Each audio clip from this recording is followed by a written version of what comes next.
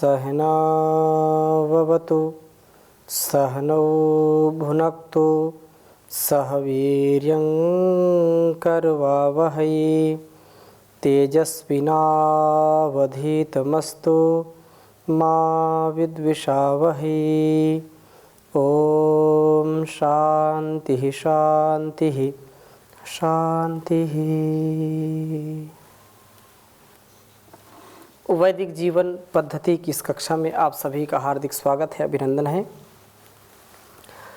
ऋग्वेद के तृतीय मंडल का स्वाध्याय कर रहे हैं। बहुत ही उत्तम स्वाध्याय चल रहा है और पतंजलि योग पीठ के द्वारा यह महायज्ञ जो परम पूज्य श्री स्वामी जी महाराज, परम पूज्य आचार्य श्री जी महाराज के पावन निर्देशन में वैदिक चैनल के माध्यम से वेदों का ज्ञान घर घर पहुंच रहा है और इस ज्ञान से अपने जीवन और इस जगत के कल्याण की जो पावनी परंपरा, ऋषि परंपरा है, उसको हम समझ पा रहे हैं और जिससे अपने जीवन को, अपने गुणकर्म स्वभाव को हम अच्छा बनाने का प्रयत्न करते हैं।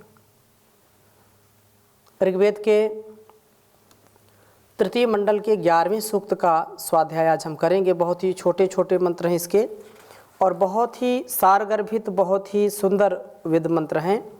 हमारे नैतिक जीवन के लिए, हमारे जीवन में के निरंतरता के लिए स्वाभाविक रूप से जो हमारे निजता और हमारे हृदय की विशालता के लिए, हमारे उत्थान के लिए जो परम कल्याणकारी है, जो जीवन का पाथेय है, वह हमको इन वेद मंत्रों से मिल रहा है।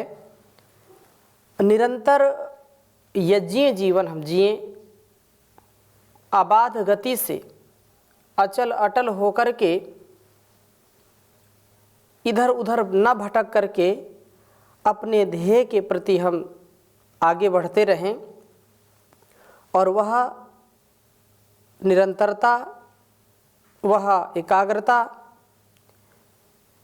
जिससे आत्मोन्नति से राष्ट्रोन्नति, विश्वोन्नति का पावन संकल्प हम पूरा कर सकें, इसके लिए हम वेद स्वाध्याय अवश्य करें।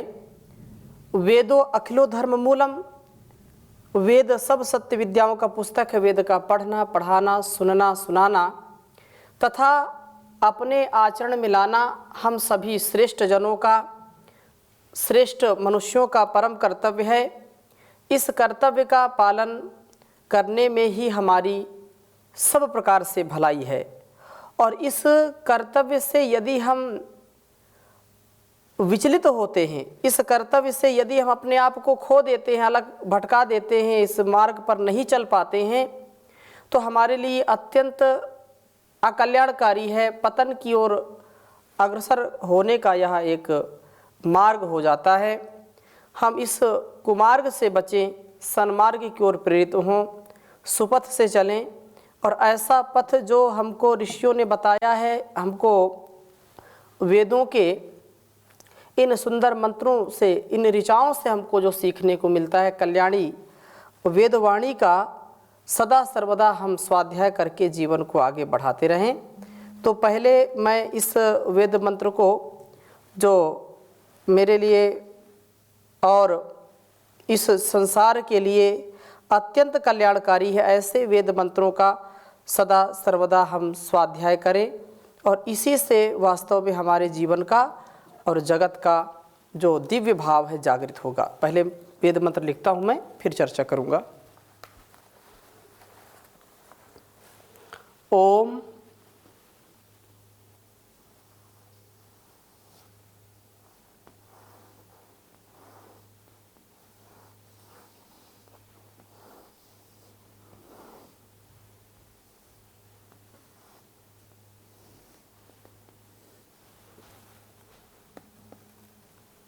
अग्निर्होता पुरोहितोध्वरस्य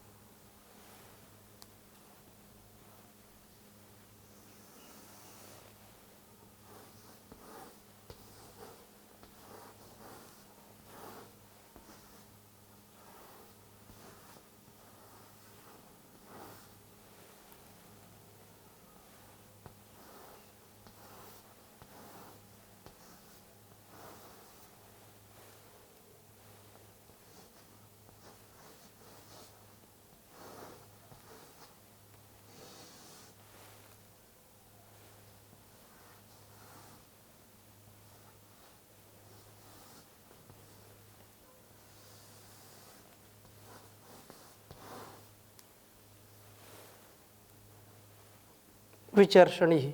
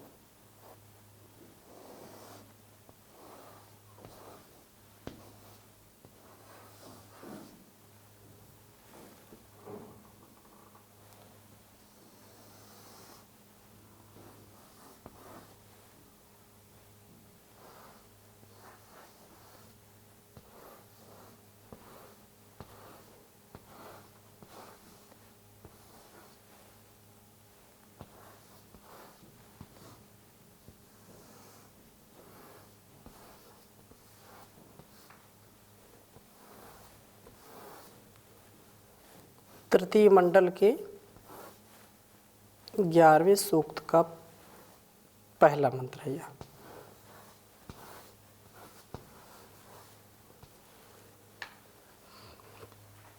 ओम अग्निर्होता पुरोहितोध्वरस्य विचर्षणिः सावेद यज्ञमानुषक। ओम अग्निर्होता पुरोहितोध्वरस्य विचर्षणिः सावेद यज्ञमानुषक। अग्निर्होता पुरोहितोध्वरस्य विचर्षणिः सावेद यज्ञम आनुषक। वे प्रभु अग्नि जो अग्रणी हैं, सबसे आगे हैं संसार के सभी लोग, सभी मेधावी, सभी प्रकार की जो उन्नति वाले हैं, उन सबसे भी उन्नत और सबसे आगे वे अग्रणी प्रभु हैं। होता सा प्रभु वह सब पदार्थों को देने वाले हैं। पुरोहितः हमारे सामने पुरः आदर्श के रूप में रखे हुए हितः, अर्थात हमें प्रभु के गुणों को देख करके ही अपने जीवनों का निर्माण करना है। प्रभु की ही भक्ति के साथ, उसकी शक्ति के साथ अपने को एकात्म करते हुए एक रस होकर के उसके साथ मिल करके जीवन का परिष्कार करना है। और इस प्रकार से प्रभु दयालु हैं, हमें भी दयालु बनना है। प्रभु परम कृपालु, हमको भी कृपालु बनना है। प्रभु परम न्यायकारी हैं और वह सदा न्याय करने वाले हैं। अतः हमें अन्याय से बचकर इस सुपथ के मार्ग पर आगे बढ़ना है। तो वह न्यायकारी परम पिता परमेश्वर हमारे अंदर न्याय का भाव हो, हम कभी भी अन्याय, अत्याचार, अविद्या, अज्ञान, अंधकार में कभी न जाएं। सदा सर्वदा सर्वत्र न्यायपूर्ण ढंग से अपने कार्य को करते जाएं। प्रभु की तरह ही हम ज्ञान से परिपूर्ण बने। वह जो सबको ज्ञान देने वाला है, सबके ज्ञान को बढ़ाने वाला है, सबके सामर्थ्य को बढ़ाने वाला है, वो सर्वशक्तिमान, सर्वज्ञ, सर्वव्यापक, सर्वनियंता, सर्वंतर्यामी है। तो हम यदि वैसा तो हो नहीं सकते जैसा वह परमात्मा है, परंतु उस आदर्श को अपने समक्ष रखें।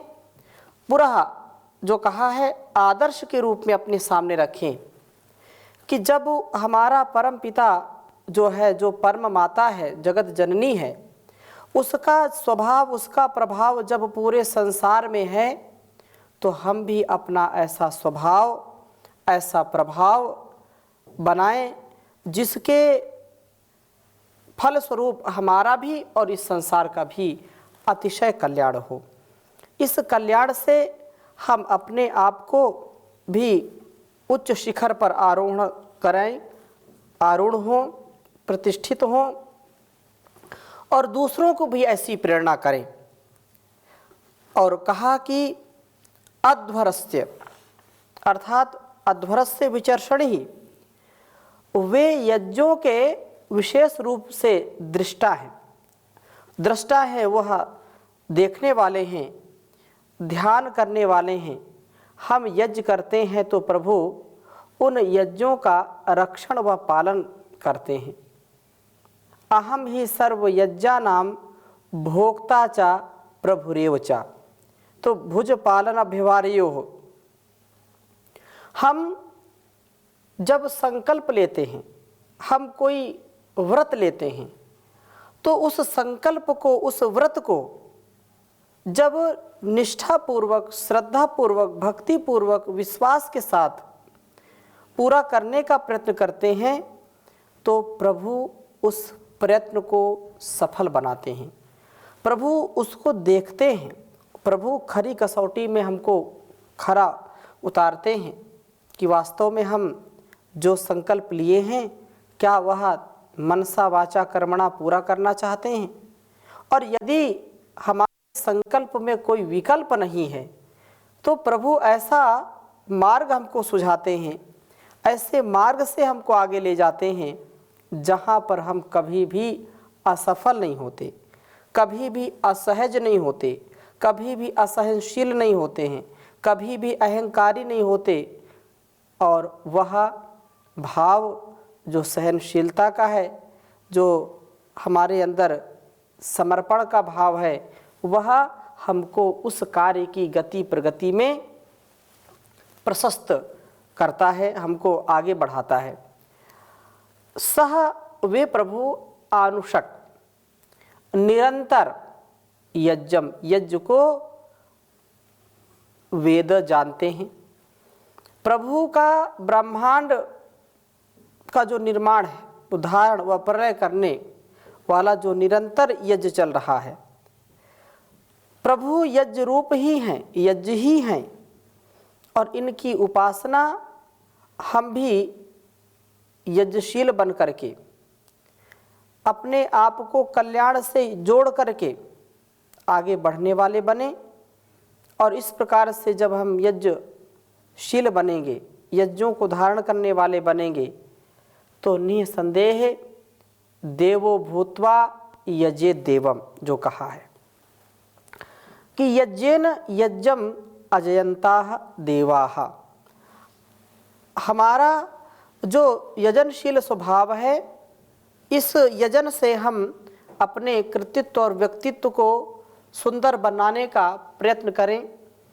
और ऐसा प्रयत्न जब वास्तव में अंदर की मांग होगी कि नहीं, हमको उस प्रभु की कृपा पानी है, उस प्रभु की कृपा से ही इस नैया को पार करना है, प्रभु ही नैया का खिवैया है, तो हम अपने और अपनों के लिए, संसार के लोगों के लिए आदर्श बन जाते हैं। हम कभी भी अपने आदर्श हीन ना बनाएं, कभी भी ऐसे आदर्श जो स्वयं का जीवन भी ठीक से नहीं जी पा रहे हैं, उनको हम देख करके यदि आदर्श उनको बनाना चाहते हैं तो हीन आदर्श हमको हीनता की ओर ले जाते हैं। दीनहीन लोगों को कभी अपना आदर्श ना समझें। हाँ, ऐसे तो सीखने के लिए पूरा संसार ही पड़ा है। सीखने की दृष्टि से हम किसी से कुछ भी सीखें और सावधान होकर के, सतर्क होकर के सहज जीवन जीने वाले बने। और उसके लिए, सहजता के लिए, सरलता के लिए हमारा आहार, विचार, व्यवहार पर पूरा नियंत्रण होना चाहिए। प्रभु यज्ञ रूप हैं, हमें भी यज्ञ करने के लिए जब आवश्यक पदार्थों को देते हैं और यज्ञों का संरक्षण भी करते हैं, वो सच्चे संरक्षक हैं, हमारे रक्षक हैं। हर प्रकार से हमको सुरक्षित रखते हैं। और उसके लिए हमको सात्विक आहार, सात्विक विचार, सात्विक व्यवहार का पूरा ध्यान रखना चाहिए। इसलिए वेद मंत्र जो अगला दूसरा वेद मंत्र है, सात्विक आहार की, सात्विक अन्न की चर्चा के साथ ऐसा उपदेश दे रहा है कि जिससे हम अपने विचारों पर नियंत्रण पा सकें, क्योंकि जैसा खाएंगे अन्न वैसा हो जाएगा मन। स ओम साहव्यवाहणमर्त्य उषिग्दूतश्चिनोहितः अग्निर्धिया समृण्वति। कहा कि स हव्य वाडमर्त्य उषिग्दूतश्च नोहितः अग्निर्धिया समृण्वति। सह माने वे प्रभो, हव्यवाट सब हव्य पदार्थों को प्राप्त कराने वाले हैं। अमर्त्यः हव्य पदार्थों को प्राप्त करा के हमें मृत्यु से बचाने वाले हैं। उषिक सदा जीव के हित की कामना करने वाले हैं। इस हित साधन के लिए ही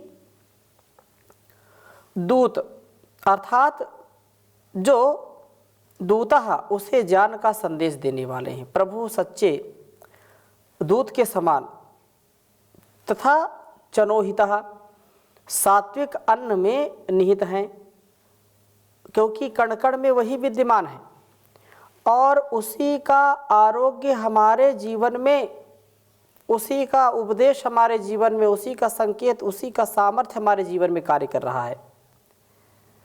हम सात्विक आहार से सात्विक बुद्धि बनाएं, मन विचार बनाएं और सात्विक कर्मों के करने वाले बने। हम तामसिक कर्मों को ना करें, राजसिक कर्मों से बचें। श्रेष्ठ जीवन जीना है तो सात्विक अन्न का सेवन अवश्य करें।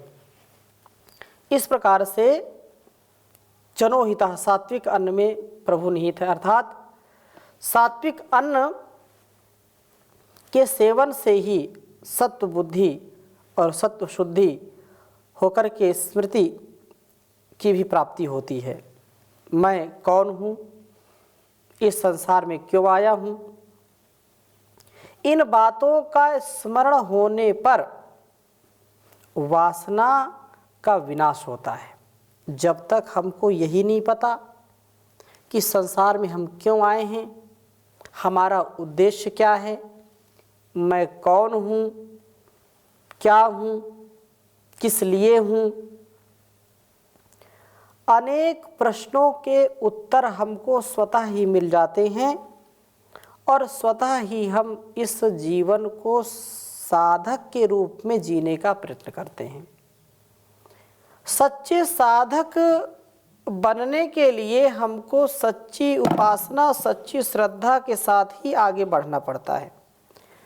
सच्चा जब साधक हम बन पाएंगे, सच्चे साधक के रूप में जीवन को जी पाएंगे, तो ही हमारा कल्याण होगा। और इस दृष्टि से यह जो वेद मंत्र है ये कहता है कि हमारा जीवन सात्विक आहार से ही संपन्न होता है, अर्थात सात्विक अन्न के सेवन से ही सत्व बुद्धि, आहार शुद्ध सत्व शुद्धि की बात कही है। और जैसी हमारी बुद्धि होगी, वह स्मृति होगी, वैसी ही हमारी जीवन जीने की कला और शैली होगी। इन बातों का स्मरण सदा हमको रखना चाहिए कि वासना का विनाश करने के लिए, रोगों का नाश करने के लिए हमको शुद्ध आहार की आवश्यकता होती है। जैसा खाएंगे अन्न वैसा हो जाएगा मन, और जैसा पिएंगे पानी वैसी हो जाएगी वाणी। तो वेद मंत्र इस ओर हमको संकेत कर रहा है कि यदि सात्विक आहार का सेवन करेंगे तो सात्विक बुद्धि होगी, सात्विक कर्म होंगे, सात्विक उपासना होगी। शुद्ध ज्ञान, शुद्ध कर्म और शुद्ध उपासना।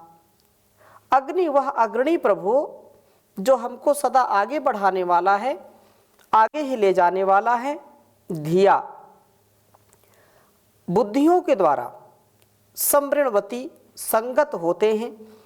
दृश्यते त्वग्र्या बुद्धिया, सूक्ष्म बुद्धि से ही प्रभु का दर्शन होता है, क्योंकि इन इंद्रियों में ऐसा सामर्थ्य नहीं है कि हम उस प्रभु को अनुभव कर सकें, उसको जान सकें, उसको देख सकें, क्योंकि इंद्रियां भौतिक हैं। आँखों से हम भौतिक पदार्थ को देख पाते हैं, कानों से हम भौतिक शब्दों को सुन पाते हैं, नासिका से भौतिक गंध को सूंघ पाते हैं, रसना से भौतिक रस को चख पाते हैं, त्वचा से स्पर्श कर पाते हैं। परंतु यदि मन भी इनके साथ न लगे, मन का यदि निग्रह हम ना करें, तो यह मन भी यंत्र के रूप में है, यह हमको विपरीत स्थिति में ले जाता है। और यह इंद्रियां हमारी जो आकर्षित करती हैं, इन पदार्थों से आकर्षित हो जाती हैं, मन को आकर्षित करती हैं, मन फिर बुद्धि को ले जाता है। ऐसे हम दुर्गति को प्राप्त हो जाते हैं। तो दुर्गति ना हो, सद्गति से हम आगे बढ़ें, सच्चे प्रभु के उपासक बने। इसलिए प्रभु के द्वारा दिया हुआ जो सात्विक आहार है, सात्विक जो अन्न है, उसका सेवन करें। प्रभु हव्य पदार्थों को देकर के हमें असमय ही मृत्यु से बचाते हैं, हमारे हित के लिए हमें जान देते हैं।